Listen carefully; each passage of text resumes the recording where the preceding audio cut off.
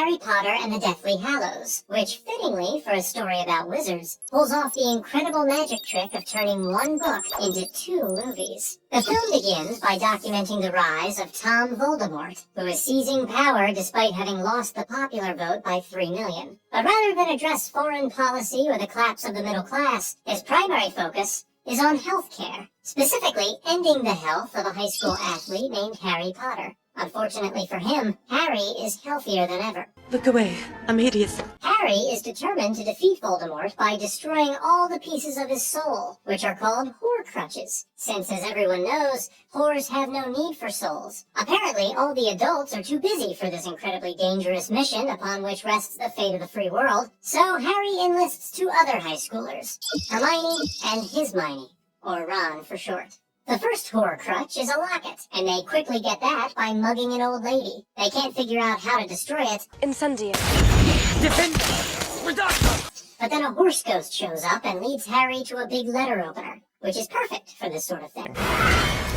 Next, they travel to someone's dad's house and learn all about the Deathly Hallows, the Elder Wand, the second one, and the Cloak of Invisibility. Harry realizes Voldemort wants the Elder Wand because it's the only thing powerful enough to kill him, a teenager of below average height. Some more stuff about Horcruxes, and then it's off to school, since they're a few months late, and those tardies can really add up.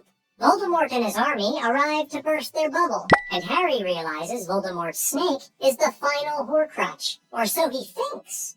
In a stunning Pepsi twist, a coked-out Snape Mountain Dews the impossible by revealing he's been a good guy the whole time. Oh, and as long as he's revealing shit, might as well mention that Harry himself is actually the whoriest crutch of them all. Harry surrenders to Voldemort,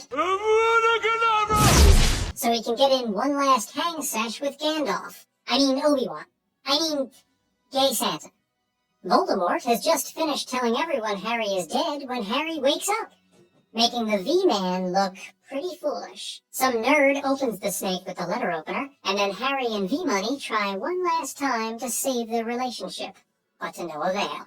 Harry breaks the Elder Wand so nobody can do magic ever again. As a reward for all their accomplishments, the main characters don't age for the rest of their lives. Harry Potter and the Deathly Hallows explores the evils of prejudice in a mostly affluent, mostly white society. Voldemort considers pure-blooded wizards superior to those with mixed ancestry. It is Miss Burbage's belief that Muggles are not so different from us. She would, given her way, have us mate with them. His campaign harkens to the Third Reich, when, ironically, Albus Hitler targeted Jews for being too magical. Closer examination of the series reveals countless examples of marginalized groups.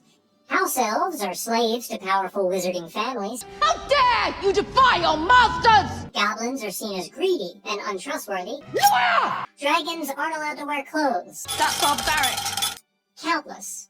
Harry disregards these oppressive labels, just as he ignores the stigmas attached to people like Loony Lovegood. The film suggests that Harry's acceptance of difference is one of the essential components to his success, along with being famous. Because he befriended Luna, he gets crucial assistance from a terrifying ghost. Are you a friend of Luna's? And Dobby, whom Harry freed from servitude, gives his life to provide the necessary emotional beat to bridge the 2 movies. The film uses biblical allusions to accentuate its message of tolerance, and to remind people what the best book was before Harry Potter. Harry bears many similarities to young Jeezy Louise. They share a nickname.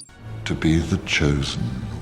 And both exhibit meaningful scars inflicted by enemy attacks. Harry's return from the train station mirrors the resurrection story, and the idea that a sacrifice in the name of love may deliver people from trains. In contrast, Voldemort takes his sobriquet from Satan, and shares his association with the snake, the least Jesus-like animal in the world because of its inability to wear sandals. The film concludes that moral virtue is not inherent, but rather a product of one's choices. Despite all the horrible things that have happened to Harry, like never getting a cell phone, he not only refuses to take vengeance on those who have wronged him, but puts himself in danger to help them. Nobody is irredeemable, because it's never too late to choose to be less shitty. Snape becomes a double agent so he can have free reign to act like an asshole. Draco stops being an asshole and develops face blindness.